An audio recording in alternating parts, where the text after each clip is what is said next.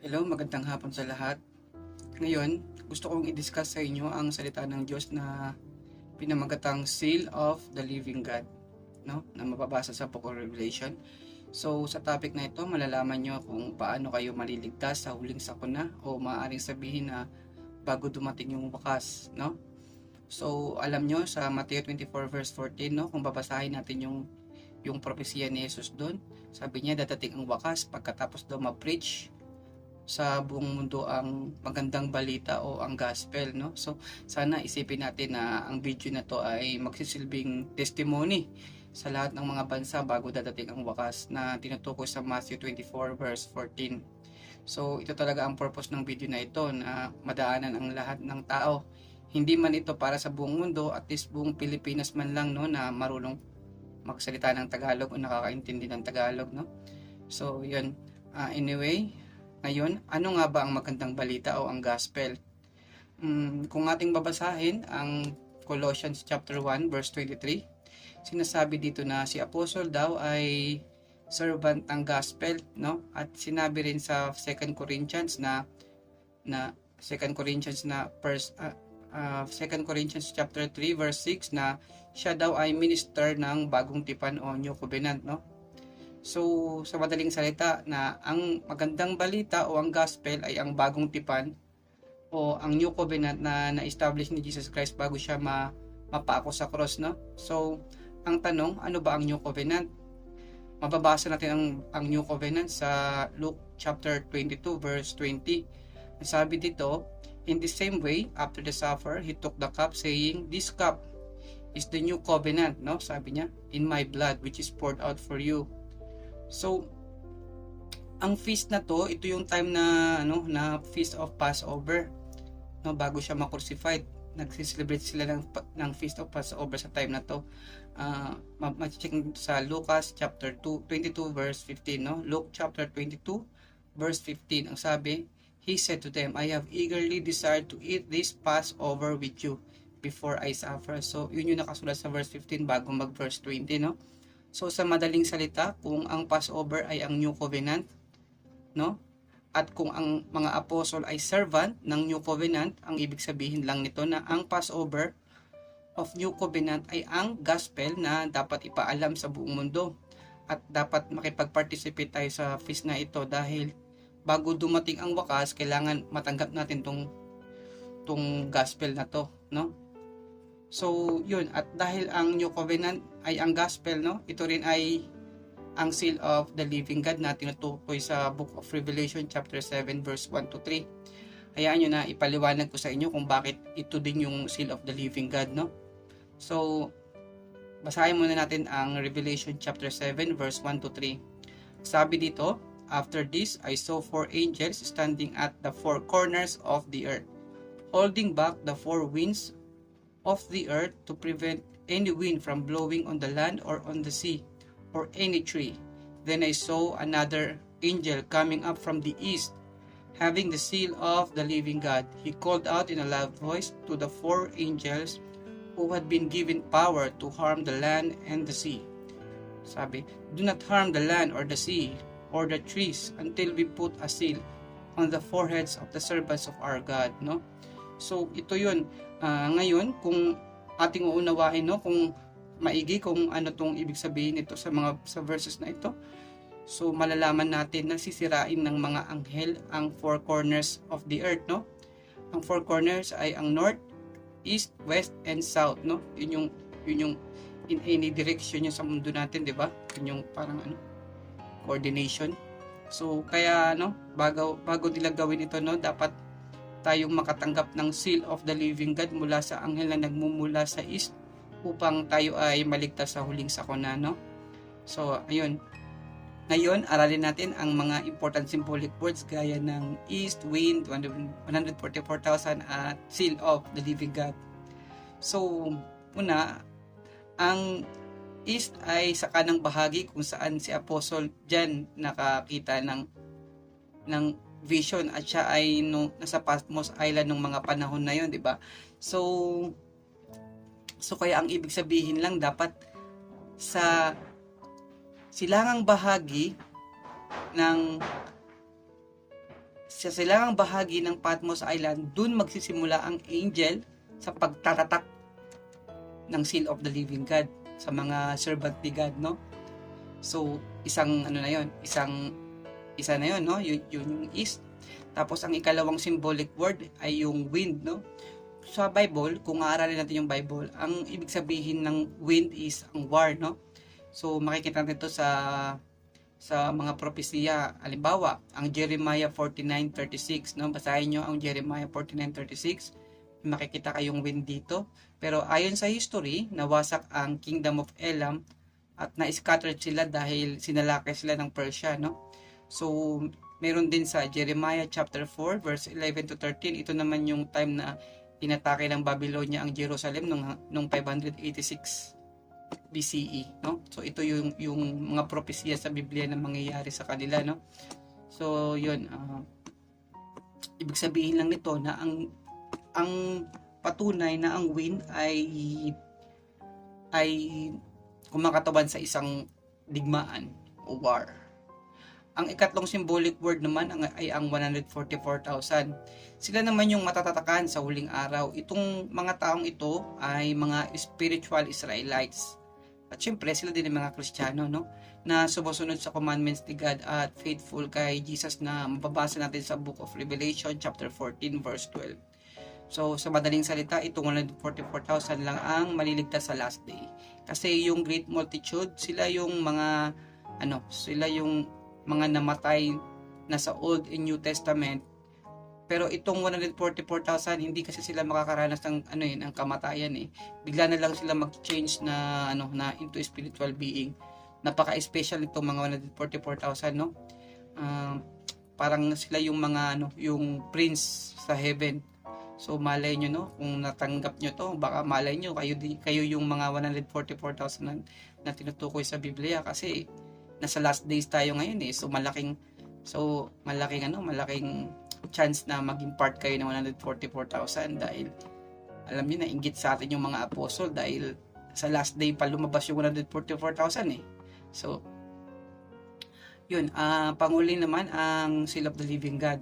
So ito yung topic natin ngayon tsaka ito yung aaralin natin. Ano ba ang seal of the living God? Ang seal ay kaparehan ng ibig sabihin na word na stamp. Dahil katulad ng mga document, no, kapag walang stamp or seal, hindi ito magiging effective or hindi maa-approve, no? So anyway, alam naman natin lahat, no, na si Apostle John ang sumulat sa Book of Revelation, kaya kay Apostle John din natin hanapin ang ibig sabihin ng seal of God, no? So basahin natin ang sulat ni John sa John chapter 6 verse 27. John chapter 6 verse 27, sabi, "Do not work for food that spoils, but for food that endures to eternal life, which the Son of Man will give you, for on him God the Father has placed his seal of approval." So may makikita tayo, seal of approval ni God, no? Nilagay niya daw ang seal kay Son of Man. So ibig sabihin, seal ni God. So seal of the living God, no? Seal of God na na-place kay Son of Man. So seal of the living God, no? So ang tanong ngayon, sino ba ang Son of Man? So kung aralin natin ang John chapter 5 verse 27, at kung iintindihin ang buong mga chapter na to, itong verse na to, malalaman natin na ang Son of Man is si Jesus, no? Basahin natin sa John chapter 5 verse 27. Sabi dito, "He has given him authority to judge because he is the Son of Man." So dito, malinaw na si Jesus talaga ang Son of Man. Ang ibig sabihin lang na si Jesus ang seal, no? Dahil nilagay ni God ang seal kay Son of Man, no?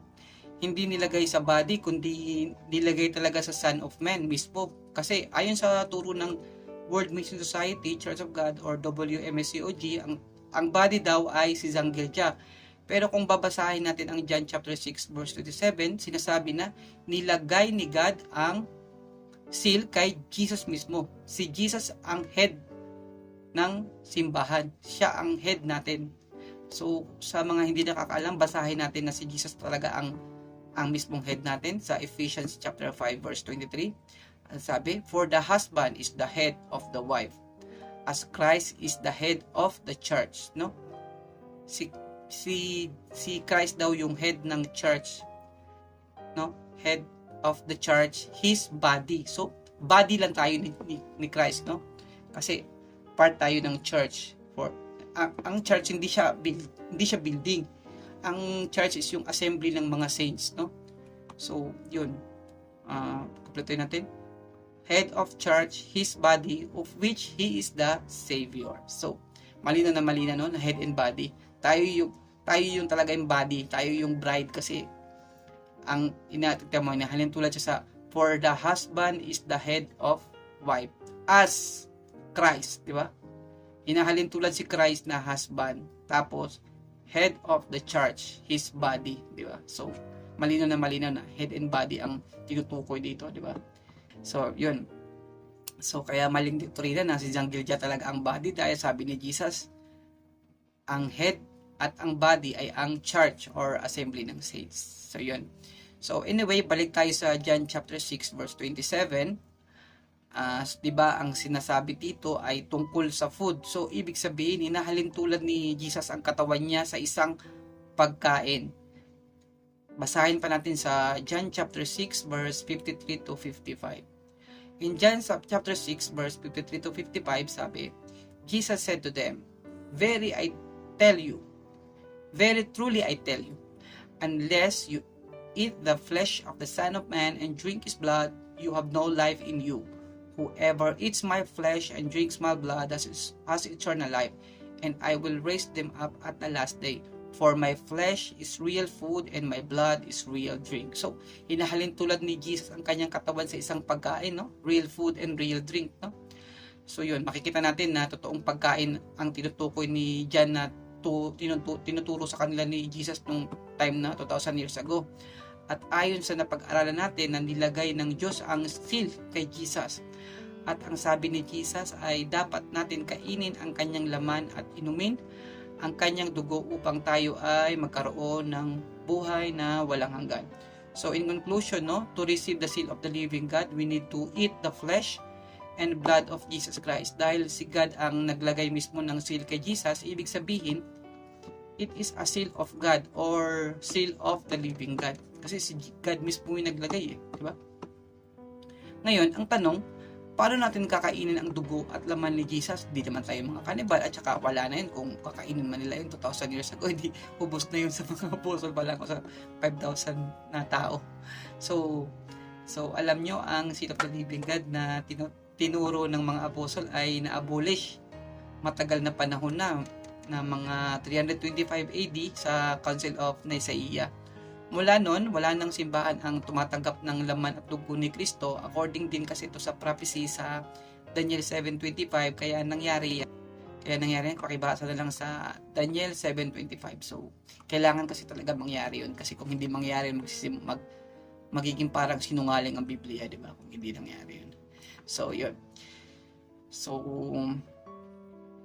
yun talaga ang naging dahilan kaya nagpadala ang Diyos ng isang anghel na nagbumula sa east para ibalik ang seal of the living God before judgment day. Alam nyo, before the judgment, merong lalabas na great disaster at walang makakasurvive dahil ayon sa prophecy, hindi naman dapat mamatay ang 144,000 na mababasa natin sa 1 Corinthians chapter 15 verse 51 to 52.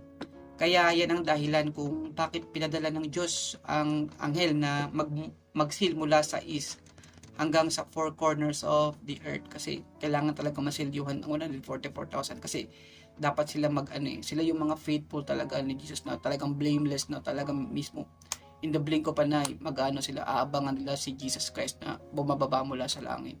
So napaka-blessed talaga natin sa panahon natin ngayon kasi tayo yung pwedeng maging part ng 144,000 kasi nasa last day tayo. Kaya yung mga apostol inggit na inggit sa atin dahil mas higit pa tayo sa kanila kung itutusin dahil tayo yung mga prince kung sakaling maging part tayo sa 144,000 kung hindi tayo mamatay ngayon.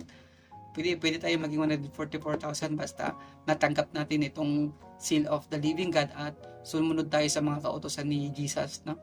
So, Tuloy tayo. Ang tanong ngayon, paano ba natin makukuha ang seal of the living God? Ano ang proper way according sa Bible teaching, no? Naintindihan natin na dapat natin itong kainin, pero ang tanong paano, di ba? So, basahin natin sa Luke chapter 22 verse 19 to 20. Ang sabi sa verse 19, "And he took bread, gave thanks and broke it, and gave it to them, saying, This is my body given for you. Do this in remembrance of me." So then sa verse 20, "In the same way, after the supper, he took the cup, saying, This cup is the new covenant in my blood, which is poured out for you." So, sa mga hindi nakakalam, nangyari talaga to sa time ng Passover feast. Pwede nyo basahin sa Luke chapter 22 verse 8. So, ang feast na to ang way kung paano natin makakain ang laman at mainom ang dugo ni Jesus. Yearly to, pero hindi to kada simba na parang yung communion, hindi. Mali yun kasi yearly kasi ang Passover na tinuturo sa mga Hudeo, pero kasi sa mga Jewish, ang kanila kasi nagkakatay sila ng lamb kasi yun yung old covenant New covenant na tayo ngayon Ang new covenant kasi bread and wine order of Melchizedek.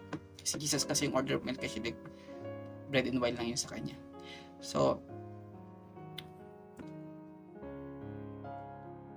yun, ang feast na to ay ang way kung paano natin makakain ang laman at mainom ang dugo ni Jesus yearly. Pero nawala na itong feast na to nung 325 AD sa Council of Nicaea. Dahil to sa propesya talaga sa Daniel 7:25. Dapat talaga mangyari yun. Kaya nagpadala ang God ng angel mula sa east. So, aralin natin ang maigi. Basahin natin ang chapter 6 verse 56 ng John. John chapter 6 verse 56. Sabi ni Jesus, "Whoever eats my flesh and drinks my blood remains in me and I in them." So, kailangan talaga natin kainin, di ba? Kasi yun yung magpapa-remain natin kay Jesus, di ba? So, ang ibig sabihin itong seal of God ay makakatulong din na maging part tayo ni Jesus Christ, di ba? At ang tanong, bakit natin kailangan maging part ni Jesus? Di ba? So, basahin natin sa Hebreo chapter 10 verse 19 to 20. "Therefore, brothers and sisters, since we have confidence to enter the most holy place by the blood of Jesus, by a new and living way open for us through the curtain that is His body." So, kung aralin nyo kasi, ibang topic to, pero bigyan ko lang kayo ng konting na sa Old Testament kasi, ang sacrificial system, only the high priest lang ang pwedeng makapasok sa most holy place, no? Pero dito, sinasabi dito sa Hebreo chapter 10 verse 19 to 20 na pwede tayong makapasok dahil part na tayo ng katawan ni Jesus. Part na tayo ni Jesus, no? So, ito ang dahilan kaya pwede tayong makapasok sa most holy place. Dahil kung aralin talaga natin ang sacrificial system sa Bible, high priest lang ang pwede at dapat makapasok sa most holy place. Pero dahil naging part na tayo kay Jesus sa pamamagitan ng pagkain ng katawan at pag-inom ng dugo, sa pamamagitan ng Passover, pwede na tayo makapasok sa most holy place. Ibang lesson na talaga yun pero sa madaling salita na lang na pwede tayo makapasok sa heaven dahil part na tayo sa katawan ni Jesus ang pinaka-most holy place. So malalim na kasi mag-iba na yung direction ng natin, ang topic natin. So dito lang tayo sa seal of the living God muna sa ngayon. Anyway, ang tanong ngayon, anong simbahan ang nagtuturo ng tungkol sa seal of the living God? Meron akong dalawang nalalaman. Una ang World Mission Society Church of God. Sila ang unang nalaman ko na nagtuturo ng seal of the living God. Kaya nagsimba ako dito for 10 years dahil dito sa seal of the living God. Tsaka sila lang daw ang merong Passover. Pero ang problema, para silang mga nag-aklas ng rebellion kay God. Kasi para silang nagkudita at pinatalsik nila si Jesus tapos pinaupo si Ansangong at si Jang Gilja.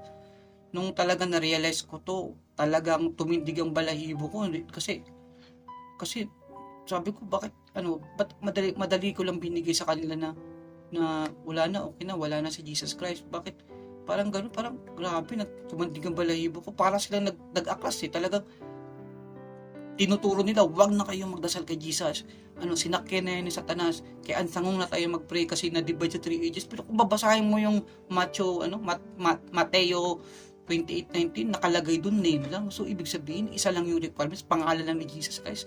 Titulo niya lang yung Father, Son, and Holy Spirit. Pero, ang requirements dun, name lang. So, ibig sabihin, dapat Jesus lang yung baptize sa'yo. Talagang tumundig ang balahibo ko. Sabi ko, kulto talaga to simbahan. Kulto na. Isa na doon. Tapos, divorce pa yung jungle jam. Talagang, nalaman ko na, divorce. Tapos, may 2 anak. Di ba? Napakagulo ng buhay niya. Tapos, sasabihin niya, bibigyan niya tayo ng magandang buhay sa heaven. Mismo buhay niya dito sa earth, di niya kayang ayusin. Di ba? Pwede naman siyang pwede niya namang hindi siya pumayag ng divorce. Pwede naman maghiwalay lang sila. Basta hindi lang sila mag-divorce. Kasi sabi sa Bible, bawal mag-divorce Di ba? Kasi head and body ang pag-aasawa So, pwede pa tayo mag-divorce siguro kasi ang judge na sa God. Pero, kung yung God mag-divorce, hindi mag-judge sa kanya, God na siya. Hindi na yung magandang imahe, di ba? Nakakatakot talaga. Kaya laking pasasalamat ko at nalaman ko ang katotohanan. For 10 years, nasa kulto ng simbahan ako at talagang sumasampa ako sa isang tao lang na makakasalanan din na talagang nakakapanghilabot. So, yun. Ang ikalawang simbahan na nagtuturo ng Seal of the Living God ay ang Seventh-day Adventist. Yun. Sinasabi nila na ang Seal of the Living God daw ay ang Sabat, pero kung aaralin natin ang Sabat, wala naman tayong makikita na nagsasabi na ang Sabat ay Seal of the Living God. Kahit basahin natin sa Exodus chapter 31 verse 13. Sabi, "Say to the Israelites, you must observe my Sabbaths. This will be a sign between me and you for the generations to come. So you may know that I am the Lord who makes you holy." Diba? Dito makikita natin na hindi sinasabi na seal ang Sabat, kundi sign. Magkaiba ang sign at ang seal, no? At isa pa, walang forgiveness of sin ang Sabat. Kahit i-check natin sa Numbers 28:9-10. Basahin natin. "On the Sabbath day, make an offering of 2 lambs, a year old without defect, together with its drink offering and grain offering of 2/10 of an ephah of the finest flour mixed with olive oil. This is burnt offering for every Sabbath." So, yun, burnt offering lang, no? In addition to the regular burnt offering and its drink offering, no? Wala siyang sin offering, may lang siya, burnt offering lang siya, tsaka sign, no? So, dito makikita natin na ang Sabat pala ay isa lang na burnt offering at hindi siya sin offering, no? Ang totoo talaga ang sin offering ay ang 7 feasts ni God, no? Yun lang talaga yung may mga sin offering. Kahit basahin natin sa Numbers 28 verse 22, "Include 1 male goat as a sin offering to make atonement for you." So, at pati ang feast of the week na nasa Numbers 28 verse 30. "Include 1 male goat to make atonement for you." So, yun. Atonement means payment for our sin, di ba? Yun yung atonement. Ibig sabihin ng atonement. At 29 verse 5, ito ang Feast of Trumpet, no? Numbers 29:5, "Include 1 male goat as a sin offering to make atonement for you." So, yun, basahin nyo lang ang mga verses na 11, 16, 19, at 22 sa Numbers chapter 29. Yan yung mga sinasabi na lahat ng feast ni God ay may sin offering, pero ang Sabat talaga wala siyang sin offering. Burnt offering lang. So, ang ibig sabihin, walang kapatawaran sa kasalanan. Kaya, hindi siya pwede na maging seal of God. Sign lang siya, gaya ng circumcision, di ba? Ang circumcision is also a sign, no? Basahin sa Genesis chapter 17 verse 11, no? Kahit basahin nyo na lang dun. So, sa ngayon, itong dalawang simbahan lang talaga yung alam ko na nagtuturo ng Seal of the Living God. Pero kung aaralin natin ang totoong Seal of the Living God, ay mismong si Jesus, at sinabi niya rin na sa John chapter 6 verse 53 na "Unless you eat the flesh of the Son of Man and drink His blood, you have no life in you." Sa madaling salita, no, kahit anong simba natin at pagsunod ng ibang kautusan, hindi pa rin tayo magkakaroon ng buhay ng walang hanggan, no? Unless na makain natin ang katawan at dugo ni Jesus. So, ang ikatong simbahan ay kami, ang Jesus Witnesses, no? Church of God. Kami talaga ang sumusunod ng Seal of the Living God. Kasi sa Revelation chapter 14 verse 12, sinusunod namin ang kautusan ni Jesus at talagang faithful kami kay Jesus. Tsaka kami ay nagmula sa East, no? Mula sa Korea talaga kami, mula sa Patmos Island. So kami yung nag-fulfill itong propesya na magsisisil ng tatak sa mga bawat sa 144,000 na maliligtas ngayong araw na to. Ngayong last day na to. So araw tuloy, parang araw natin, araw ni Jesus, araw ni God. Sa one day kay God is 1,000 years sa atin. So yun. So sa mga gustong maging part ni Jesus, tanggapin ang gospel na to, or tanggapin ang Seal of the Living God, message nyo lang ako at willing naman ako na puntahan kayo at babaptize kayo sa pangalan ni Jesus, no? At makatanggap kayo ng Seal of the Living God. So yun lang muna ngayon. Salamat. Bye bye.